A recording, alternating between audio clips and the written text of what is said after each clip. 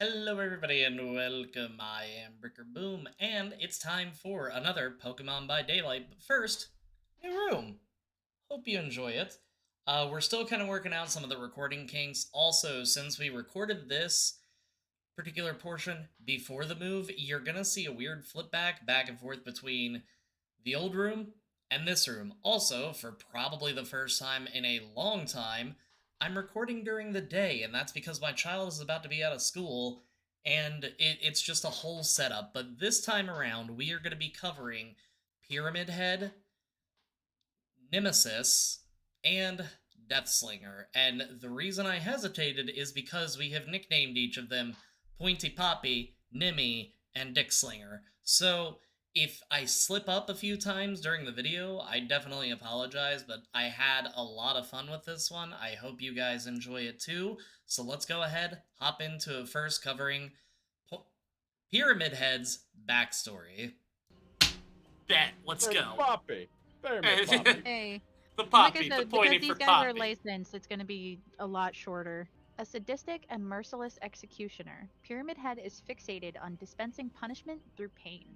Encumbered by the steel frame upon his head, and with the hulking great blade in tow, he stalked the hellish corridors of Silent Hill, committed to a duty that no one truly understood.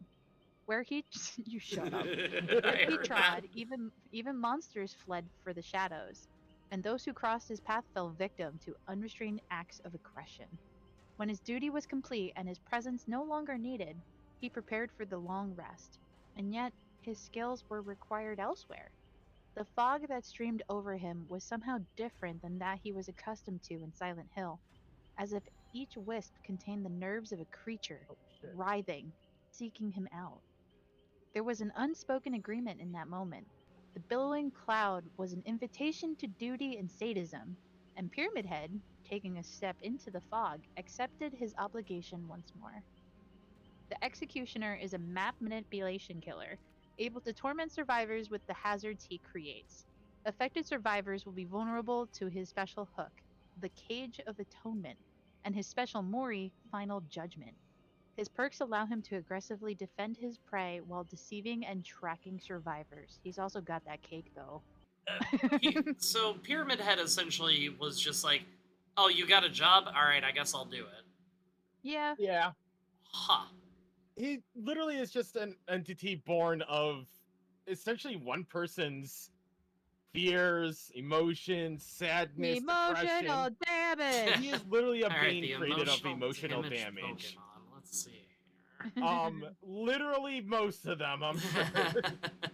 So, with that particular backstory out of the way, I think that a good team would be for Pyramid Head would be, and I know that somebody may comment on this because I didn't give it to the Trapper, but Stunfisk, due to the fact that it is the trapping Pokemon, with Pyramid Head, his special ability is putting people in cages, and yes, it would have looked well for the Trapper too, I'm aware. Fortress, due to us not knowing what his face looks like, and kind of the same thing with Pyramid Head, we have no idea what lurks beneath that metal hood of his. King Gambit, due to the brute strength that it possesses. Kingler, due to the move Guillotine, and Pyramid Head being known as the Executioner, I thought that was a fun little flavor. Dugtrio, due to being able to attack from unsuspecting directions, and again, nobody knows what it looks like, but mostly the unsuspecting directions part. You never know where a Dugtrio is going to be able to strike you, just like you don't know where Pyramid Head is going to be aiming next. And then finally, Cloyster, due to the fact that its helmet is not destructible in any way, shape, or form. Same with his helmet, and I thought that it just brought the armor aspect of his team very well together. So with that being said, his team is Stunfisk, Fortress, King Gambit, Kingler, Dugtrio, Cloyster. So, with Pyramid Head out of the way, we are going to go ahead and move on to the Nemesis. And as always, here is his backstory. Why? Just FYI. Oh, that parasite thingy, and something something. How do you say it? Oh, hold on. Where is it in his NEA profile? Parasite? Yeah, yeah. It's like NE Alpha. I think this line is. The NEA. Oh yeah, it's basically just the NEA parasite, NEA NEA. alpha. Okay, NEA. All right. I would I'll just do say that. NEA. Okay. I can't put It's the alpha Nia with a big parasite. brain. You bet your ass I'm saying that.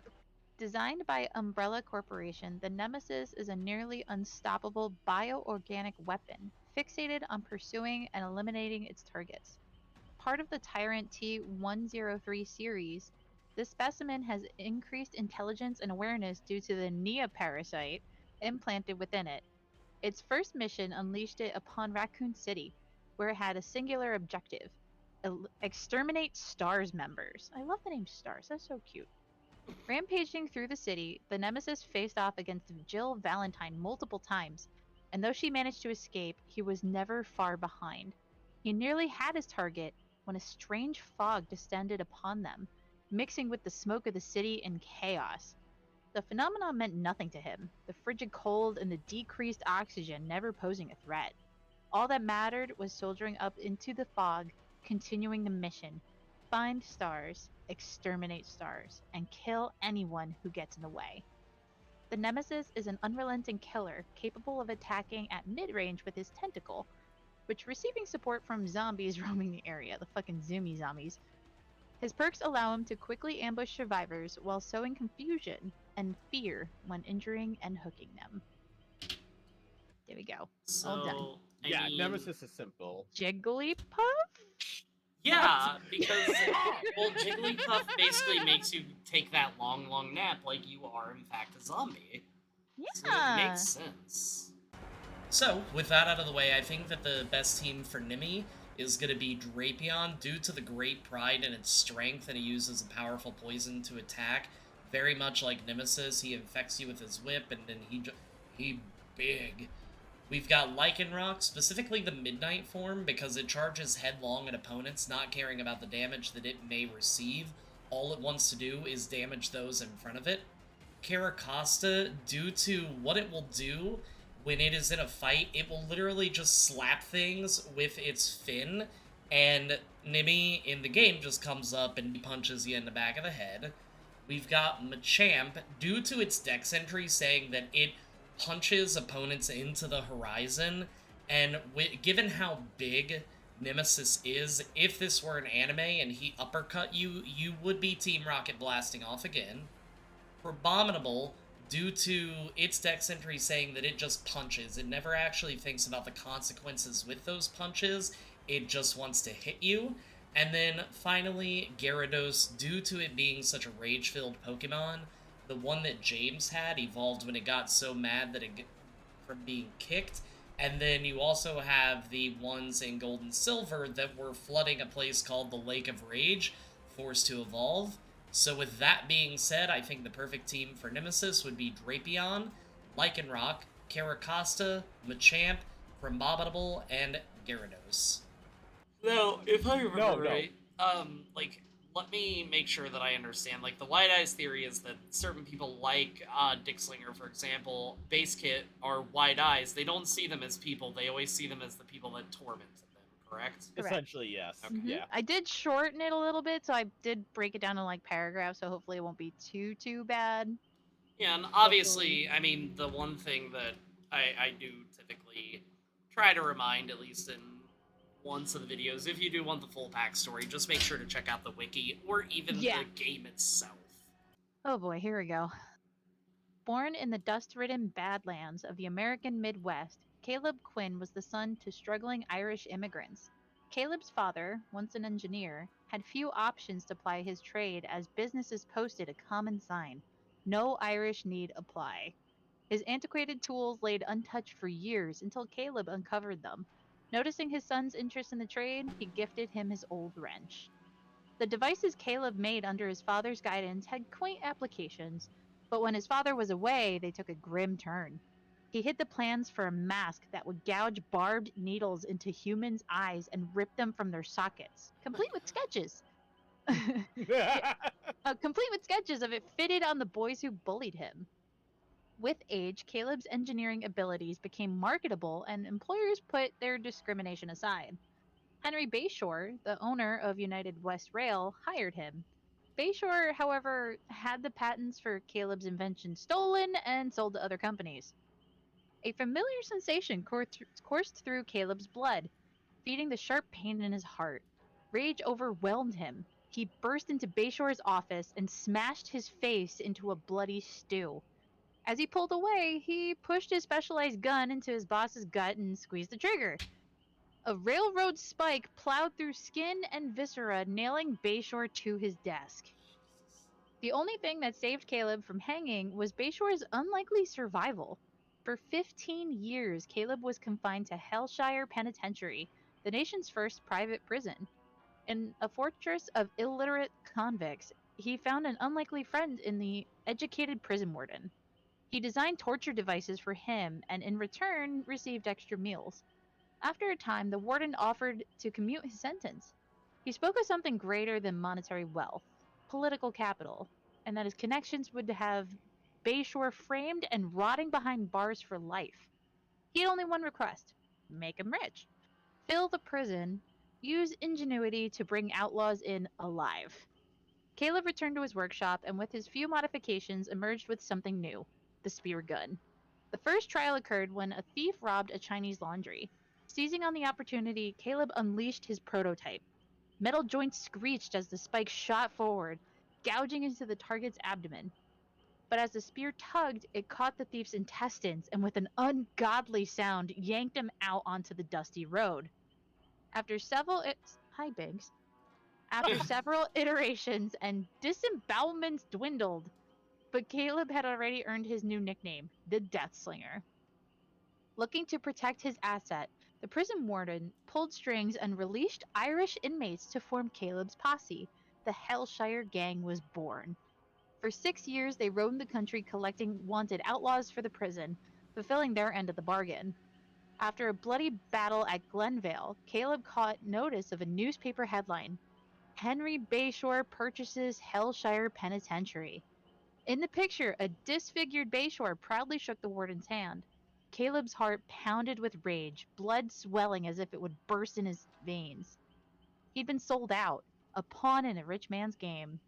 The Hellshire gang pledged their loyalty to Caleb and called for the warden's head. In a thundering gallop, they smashed through the prison's entrance, shrieking like bloodthirsty marauders.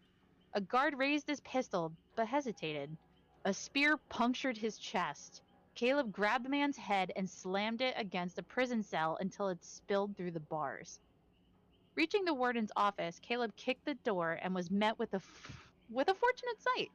It wasn't only the prison warden who cowered in a corner, but Henry Bayshore. Overpowered with rage, Caleb rushed to Bayshore, beating, bludgeoning, tearing at his flesh. The man's blood dripped from his face, crimson pooling at his feet. The Hellshire gang swarmed the warden, snapping bones with each kick. With the two men broken and begging for death, the posse dragged him to the commons, where they were left to the growing crowd of prisoners. Soaked in blood and sweat, Caleb hobbled to his old cell, hardly paying notice to Bayshore's screams. He sat on the bed's edge as drops of blood ran from his fingertips. A thick, unnatural fog streamed through the barred window. He pulled out his old wrench, cracked and rusted, ran a thumb along the metal, regarding it with faded eyes. He couldn't remember when it came into his possession. He didn't care to remember. At his feet, he saw a dusty path, and at its end, silhouettes of all who had done him wrong. The boys who bullied him, the executives who took advantage of him, and again, Henry Bayshore. Emerging from the fog were the tools to dispose of them: unforgiving steel hooks, brilliant and beautiful in their simplicity. Pain tore through his leg as he stood, but he endured, pushing onwards, walking the dusty path, leaving a trail of blood flowing behind him. The Deathslinger is a vengeful killer, able to spear survivors from a distance and reel them in using his power, the Redeemer. His perks allow him to locate and impede survivor objectives and punish survivors for destroying totems. That bitch, I love totems! So, with that, I think that the best team for the Deathslinger is going to be Clan Pearl, due to its shell being used for both protection and also catching prey. Its shell gathers nicks and scratches along the way, just like the gun does. Staraptor, due to the muscles and wings are so small, can grip a small Pokemon, like the Deathslinger when he's dragging you in with his gun. Squirtle, I guess it can be Blastoise, but mostly due to the fact that he had a gang, and then there was also the Squirtle Squad in some of the earlier episodes. If you have a Blastoise, as long as it has sunglasses, that's fine. Scrafty, the Pokemon may be rude, but it does take care of its friends, and the Pokemon spits, just kind of like Deathslinger does. Tinkaton, and I know we used it before, but it's due to the fact that it has a giant hammer. The Deathslinger did the work on his own gun, so the two of them could probably combine forces. And then finally, Klefki, due to the Deathslinger being in prison, and Klefki could actually represent its freedom. So due to that, I would say that the perfect team for the Deathslinger would be Clamperl, Staraptor, Blastoise, as long as it has sunglasses, Scrafty, Tinkaton, and Klefki. And with that, that's going to be another episode of Pokemon by Daylight done and taken care of. Now, we only have a couple killers left. The one thing that I do want to point out is that there is a new one that has been released, kind of, called, I actually cannot remember what it's called right now, but what we'll do, as we're continuing with this series, they may be considerably shorter if we end up running out of material and they're only releasing 1 or 2 people at a time, but we'll continue to update these teams as we go along. We have 5 more killers before we can go ahead and technically move on to the survivors. However, if they do release the killer and the backstory between now and then, we'll go ahead and cover that last killer as well. But, as always, we'll keep you updated, and if you like the video, even if you didn't like the video, hit the like and subscribe button, because it really does help me out. And until next time, everybody, peace out. I wouldn't Nope. kick him out of bed. The nurses So- or Pyramid Poppy? Yes. Either.